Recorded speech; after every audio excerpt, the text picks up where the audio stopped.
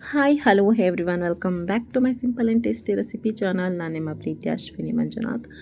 ಇವತ್ತಿನ ವಿಡಿಯೋದಲ್ಲಿ ಸಿಂಪಲಾಗಿ ಹಾಗೆ ಯಾವುದೇ ರೀತಿ ಚೆನ್ನ ಮಸಾಲ ಯೂಸ್ ಮಾಡ್ದೇನೆ ಮನೆಯಲ್ಲಿ ಇರುವಂಥ ಇಂಗ್ರೀಡಿಯೆಂಟ್ಸನ್ನು ಬಳಸ್ಕೊಂಡು ನಾನು ಸಿಂಪಲಾಗಿ ಮಾಡ್ಕೊಳ್ಳೋದು ಹೇಗೆ ಅಂತ ತೋರಿಸ್ತಾ ಇದ್ದೀನಿ. ನಾನಿವತ್ತು ಚೆನ್ನ ಮಸಾಲ ಮಾಡೋದು ಹೇಗೆ ಸಿಂಪಲಾಗಿ ಅಂತ ತೋರಿಸ್ತಾ ಇದ್ದೀನಿ. ಇದು ಓವರ್ ನೈಟ್ ನೆನೆಸಿಟ್ಕೊಂಡಿರುವಂತಹ ಕಾಬೂಲ್ ಕಡಲೆಕಾಳು. ಸೊ ನೀವು ನಾರ್ಮಲ್ ಕಡಲೆಕಾಳಲ್ಲೂ ಮಾಡ್ಕೊಬೋದು, ಅದೇ ಕಾಬೂಲ್ ಕಡಲೆಕಾಳು ತುಂಬ ಟೇಸ್ಟಿಯಾಗಿರುತ್ತೆ ಈ ಒಂದು ರೆಸಿಪಿಗೆ. ನಾನಿಲ್ಲಿ ಓವರ್ ನೈಟ್ ನೆನೆಸಿಟ್ಕೊಂಡಿರುವಂತಹ ಒಂದು ಬೌಲ್ನಷ್ಟು ಕಾಳನ್ನು ಸೇರಿಸ್ಕೊಂಡು ಅದಕ್ಕೆ ಒಂದು ಪಲಾವ್ ಎಲೆ, 1 ಇಂಚು ಚಕ್ಕೆ, ಹಾಗೆ 2 ಲವಂಗ, 1 ಏಲಕ್ಕಿ ಹಾಕ್ಕೊಂಡು ಸೈಡಲ್ಲಿ ಇಟ್ಕೊಳ್ತಾ ಇದ್ದೀನಿ. ಹಾಗೆ ಮೇನ್ ಇಂಗ್ರೀಡಿಯೆಂಟ್ ಬಂದು ಇದಕ್ಕೆ ಟೀ ಪೌಡರ್ದು ನೀರು ನೋಡಿ, ಡಿಕಾಕ್ಷನನ್ನು ತೊಗೊಬೇಕಾಗತ್ತೆ. ನಾನು 1 ಟೀ ಸ್ಪೂನಷ್ಟು ಟೀ ಪೌಡರ್ ಹಾಕ್ಕೊಂಡು ಹಾಗೆ 1 ಗ್ಲಾಸಷ್ಟು ನೀರನ್ನು ಹಾಕಿ ಚೆನ್ನಾಗಿ ಕುದಿಸ್ಕೊಳ್ತಾ ಇದ್ದೀನಿ. ಅದಕ್ಕೂ ಮುಂಚೆ ನಾನಿಲ್ಲಿ ಕಾಳಿಗೆ ರುಚಿಗೆ ತಕ್ಕಷ್ಟು ಉಪ್ಪನ್ನು ಆ್ಯಡ್ ಮಾಡ್ತಾಯಿದ್ದೀನಿ. ಈ ಟೈಮ್ನಲ್ಲೇನು ಉಪ್ಪು ಹಾಕ್ಕೊಂಡು ಬೇಯಿಸ್ಕೊಬೇಕಾಗತ್ತೆ. ಆಮೇಲೆ ಲಾಸ್ಟಲ್ಲಿ ಉಪ್ಪು ಹಾಕಿದ್ರೆ ಕಾಳೆಲ್ಲ ಸೆಪ್ಪೆ ಇರುತ್ತೆ, ಉಪ್ಪು ಎಳ್ಕೊಳ್ಳೋದಿಲ್ಲ. ಸೊ ಅದಕ್ಕೋಸ್ಕರ ಇವಾಗಿದು ಚೆನ್ನಾಗಿ ಕುದ್ದಿದೆ. ಹಾಗೆ ಗ್ಯಾಸ್ ಸ್ಟವ್ನ ಆಫ್ ಮಾಡಿಕೊಂಡು ಸೋದಿಸ್ಕೊಳ್ತಾ ಇದ್ದೀನಿ. ನೋಡ್ತಾ ಇರ್ಬೋದು. ಇಲ್ಲಾಂದರೆ ನೀವು ಕಾಟನ್ ಬಟ್ಟೆ ಇದೆ ಅಂತ ಹೇಳಿದರೆ ಅದಕ್ಕೆ ಕಟ್ಬಿಟ್ಟು ಕಾಳು ಒಳಗಡೆ ಹಾಕಿ ಕೂಗಿಸ್ಕೊಂಡ್ರೆ ಅದರ ರಸ ಎಲ್ಲ ಬಿಟ್ಕೊಳ್ಳುತ್ತೆ. ಸೊ ನಮ್ಮಲ್ಲಿ ಅವೈಲೇಬಲ್ ಇಲ್ಲ, ಸೊ ಅದಕ್ಕೋಸ್ಕರ ನಾನು ಈ ರೀತಿಯಾಗಿ ಮಾಡ್ಕೊಳ್ತಾ ಇದ್ದೀನಿ. ಇವಾಗ ಇದನ್ನು ಡಿಕಾಕ್ಸನನ್ನು ಸೇರಿಸ್ಕೊಳ್ತಾ ಇದ್ದೀನಿ, ನೋಡ್ತಾ ಇರ್ಬೋದು. ಹಾಗೆ ಕಾಳು ಬೇಯುವಷ್ಟು ನೀರನ್ನು ಸೇರಿಸ್ಕೊಳ್ತಾ ಇದ್ದೀನಿ. 1.5 ಗ್ಲಾಸಷ್ಟು ಕುಡಿಯುವ ನೀರನ್ನು ಸೇರಿಸ್ಕೊಳ್ಳಿ. ಕುಡಿಯುವ ಗ್ಲಾಸಲ್ಲಿ ಏನಿದೆ ಟಮ್ಲರ್ ಅದರಲ್ಲಿ ಸೇರಿಸ್ಕೊಳ್ಬೇಕಾಗುತ್ತೆ. ಸೇರಿಸ್ಕೊಂಡು ನಾನಿಲ್ಲಿ ಒಂದು ಮಿಕ್ಸ್ ಕೊಟ್ಕೊಳ್ತಾ ಇದ್ದೀನಿ. ಯಾಕೆಂದರೆ ನಾನು ಉಪ್ಪನ್ನು ಹಾಕಿದ್ದೆ ಅಲ್ವಾ, ಸೊ ಅದಕ್ಕೋಸ್ಕರ ಒಂದು ಮಿಕ್ಸನ್ನು ಕೊಟ್ಟು ಕುಕ್ಕರನ್ನು ಕ್ಲೋಸ್ ಮಾಡಿ ನಾನಿಲ್ಲಿ ಗ್ಯಾಸನ್ನು ಆನ್ ಮಾಡ್ಕೊಳ್ತಾ ಇದ್ದೀನಿ. ಆನ್ ಮಾಡಿ 2 ವಿಷಲ್ ಬರಲಿಕ್ಕೆ ಇಡ್ತಾಯಿದ್ದೀನಿ. 2 ವಿಷಲ್ ಬಂದಿದೆ. ಸೊ ನೆಕ್ಸ್ಟು ನಾನಿಲ್ಲಿ ಮಸಾಲೆಗೆ ರೆಡಿ ಮಾಡ್ಕೊಳ್ಳೋಣ. 2 ಟೊಮೆಟೊನ ತೊಗೊಂಡಿದ್ದೀನಿ. ಮೀಡಿಯಮ್ ಸೈಜ್ದು 2 ಹುಳಿ ಟೊಮೆಟೊ ಅಥವಾ ಜಾಮೂನ್ ಟೊಮೆಟೊ ಇದ್ದರೆ ತೊಗೊಳ್ಳಿ ನೀವು. ನಾನಿಲ್ಲಿ ಹುಳಿ ಟೊಮೆಟೊ ಕಟ್ ಮಾಡಿ ಸೇರಿಸ್ಕೊಳ್ತಾ ಇದ್ದೀನಿ. ಇದನ್ನು ಸಹ ರುಬ್ಕೊಂಡು ಬರಬೇಕಾಗುತ್ತೆ. ತುಂಬ ನುಣ್ಣಗೆ ರುಬ್ಲಿಕ್ಕೆ ಹೋಗಬೇಡಿ, ಸ್ವಲ್ಪ ತರ್ತರಿಯಾಗಿ ಇದ್ದರೂ ಪರವಾಗಿಲ್ಲ. ನಾನಿಲ್ಲಿ ರುಬ್ಕೊಂಡು ನೋಡಿ ಈ ರೀತಿಯಾಗಿ ಪೇಸ್ಟ್ ಮಾಡ್ಕೊಂಡು ಬಂದಿದ್ದೀನಿ. ನೆಕ್ಸ್ಟು ಕಾಳು ಬೆಂದಿದೆ, ನೋಡ್ತಾ ಇರ್ಬೋದು. ಈ ಕಾಳನ್ನು ಸಹ ಒಂದು 2-3 ಟೀ ಸ್ಪೂನಷ್ಟು ಕಾಳುಗಳನ್ನು ಸಹ ಹಾಕ್ಕೊಳ್ತಾ ಇದ್ದೀನಿ. ನಾನು ಯಾವುದೇ ರೀತಿ ಕಾಯಿ ಮಸಾಲನ ಸೇರಿಸ್ಕೊಳ್ತಾ ಇಲ್ಲ. ನೋಡಿ ಇಷ್ಟು ಸಾಫ್ಟಾಗಿ ಬೆಂದಿರಬೇಕು. ನಾನು ಇದೇ ಕಾಳನ್ನು ನಾನಿಲ್ಲಿ ಮಿಕ್ಸಿ ಜಾರಿಗೆ ಹಾಕ್ಕೊಂಡು ಕೋಲ್ಡ್ ವಾಟರ್ ಹಾಕ್ಕೊಳ್ತಾ ಇದ್ದೀನಿ. ಯಾಕೆ ಅಂದರೆ ತುಂಬ ಕ್ವಿಕ್ಕಾಗಿ ಮಾಡಬೇಕಲ್ವ, ಸೊ ಬಿಸಿ ಇರುತ್ತೆ, ಸೊ ಅದಕ್ಕೋಸ್ಕರ. ಇಲ್ಲಾಂದರೆ ಆರಿಸ್ಕೊಂಡು ನೀವು ಹಾಕ್ಕೊಳ್ಳಿ. ನಾನಿಲ್ಲಿ ಕೋಲ್ಡ್ ವಾಟರ್ ಬಳಸ್ತಾ ಇದ್ದೀನಿ.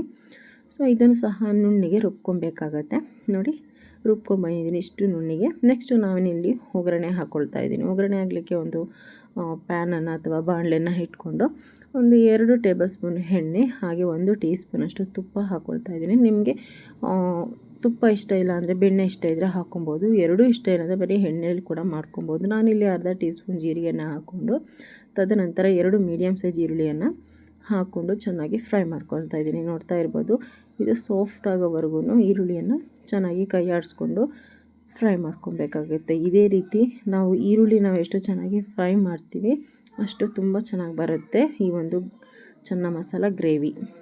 ಲಿಡ್ಡನ್ನು ಕ್ಲೋಸ್ ಮಾಡಿಕೊಂಡು ಮಧ್ಯದಲ್ಲಿ ತಿರುಗಿಸ್ಕೊಂಡು ಒಂದು 2 ನಿಮಿಷ ಫ್ರೈ ಮಾಡ್ಕೊಂಡಿದ್ದೀನಿ. ನೆಕ್ಸ್ಟು ಒಂದು 2 ಹಸಿಮೆಣಸಿನ್ಕಾಯಿನ ಕಟ್ ಮಾಡಿ ಸೇರಿಸ್ಕೊಳ್ತಾ ಇದ್ದೀನಿ. ಇದನ್ನು ಸಹ 1 ನಿಮಿಷ ಫ್ರೈ ಮಾಡ್ಕೊಳ್ತಾ ಇದ್ದೀನಿ. ನೋಡ್ತಾ ಇರ್ಬೋದು. ನಾನು ಇವಾಗ ಯಾವುದೇ ರೀತಿ ಉಪ್ಪನ್ನು ಸೇರಿಸ್ಕೊಂಡಿಲ್ಲ. ಸೊ ಇವಾಗ ಟೊಮೆಟೊ ಪ್ಯೂರಿ ಹಾಕ್ಕೊಳ್ತಾ ಇದ್ದೀನಿ. ನೋಡ್ತಾ ಇರ್ಬೋದು.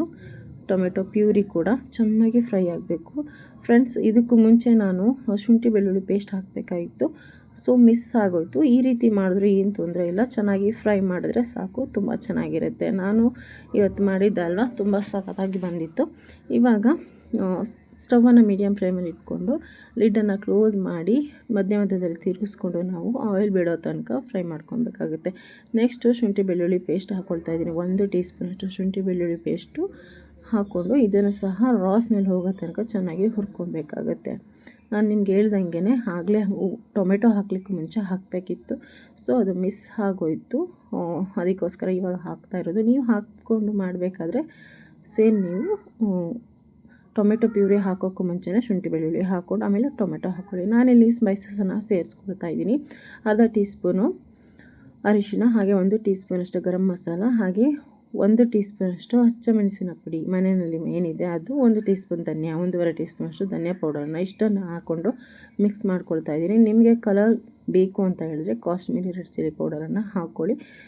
ಕಲರ್ ಚೆನ್ನಾಗಿರುತ್ತೆ, ಟೇಸ್ಟು ಚೆನ್ನಾಗಿರುತ್ತೆ. ಹಾಗೆ ರುಬ್ಬಿಟ್ಕೊಂಡಿರುವಂತಹ ಕಾಳನ್ನು ಸೇರಿಸ್ಕೊಳ್ತಾ ಇದ್ದೀನಿ. ಕಾಳಿನ ಒಂದು ಪೇಸ್ಟನ್ನು ಸೇರಿಸ್ಕೊಂಡು ಇದನ್ನು ಸಹ ಒಂದು ನಿಮಿಷ ಫ್ರೈ ಮಾಡ್ಕೊಬೇಕಾಗತ್ತೆ.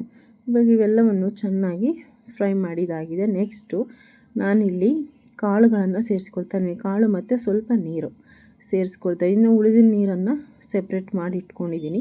ನಿಮಗೆ ಯಾವ ಕನ್ಸಿಸ್ಟೆನ್ಸಿಯಲ್ಲಿ ಬೇಕು ಈ ಒಂದು ಚೆನ್ನ ಮಸಾಲ, ಆ ಒಂದು ಕನ್ಸಿಸ್ಟೆನ್ಸಿಯಲ್ಲಿ ನೀವು ನೀರನ್ನು ಸೇರಿಸ್ಕೊಂಡು ಕುದಿಸ್ಕೊಂಡ್ರೆ ಆಗುತ್ತೆ. ತುಂಬ ಗಟ್ಟಿಯಾಗಿ ತಿನ್ನೋರಿರ್ತೀರ, ಸ್ವಲ್ಪ ತೆಳುವಾಗಿ ತಿನ್ನೋರಿರ್ತೀರ. ಸೊ ಅದಕ್ಕೋಸ್ಕರ ನಾನು ಹೇಳ್ತಾ ಇರೋದು, ನನಗೆ ಮೀಡಿಯಮ್ ಆಗಿ ಇರಬೇಕು. ಸೊ ಅದಕ್ಕೋಸ್ಕರ ನಾನಿನ್ನು ಸ್ವಲ್ಪ ಅದರದ್ದು ನೀರನ್ನು ಸೇರಿಸ್ಕೊಳ್ತಾ ಇದ್ದೀನಿ. ಕಾಳು ಬೇಯಿಸ್ಕೊಂಡಿರುವಂತಹ ನೀರನ್ನು ಸೇರಿಸ್ಕೊಂಡು ಇನ್ನೊಮ್ಮೆ ಮಿಕ್ಸ್ ಮಾಡ್ಕೊಳ್ಳೋಣ. ನೋಡ್ತಾ ಇರ್ಬೋದು, ಇದೇ ರೀತಿ ಚೆನ್ನಾಗಿ ಮಿಕ್ಸ್ ಮಾಡಿದ್ದು ಆಗಿದೆ. ನೆಕ್ಸ್ಟು ರುಚಿಗೆ ತಕ್ಕಷ್ಟು ಉಪ್ಪನ್ನು ನೋಡಿಕೊಂಡು ಹಾಕ್ಕೊಳ್ಳಿ. ನಾನು ಇಲ್ಲಿ ನೋಡ್ಕೊಂಡು ಹಾಕ್ಕೊಳ್ತಾ ಇದ್ದೀನಿ.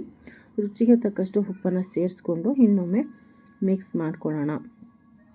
ಇದನ್ನು ಇದೇ ರೀತಿ ಚೆನ್ನಾಗಿ ಮಿಕ್ಸ್ ಮಾಡಿದರೆ ಉಪ್ಪು ಖಾರ ಎಲ್ಲ ಚೆನ್ನಾಗಿ ಆ ಒಂದು ಕಾಳಿಗೆ ಮಸಾಲೆಗೆಲ್ಲ ಎಳ್ಕೊಳ್ಳುತ್ತೆ. ಹಾಗೆ ಲಿಡ್ಡನ್ನು ಕ್ಲೋಸ್ ಮಾಡಿ ನಾನಿಲ್ಲಿ 1-2 ನಿಮಿಷ ಬೇಯಿಸ್ಕೊಳ್ತಾ ಇದ್ದೀನಿ ಮೀಡಿಯಮ್ ಊರಿನಲ್ಲಿ. ನೋಡಿ, ಇವಾಗ ಸುತ್ತಲೂ ಎಣ್ಣೆ ಬಿಟ್ಕೊಂಡಿದೆ.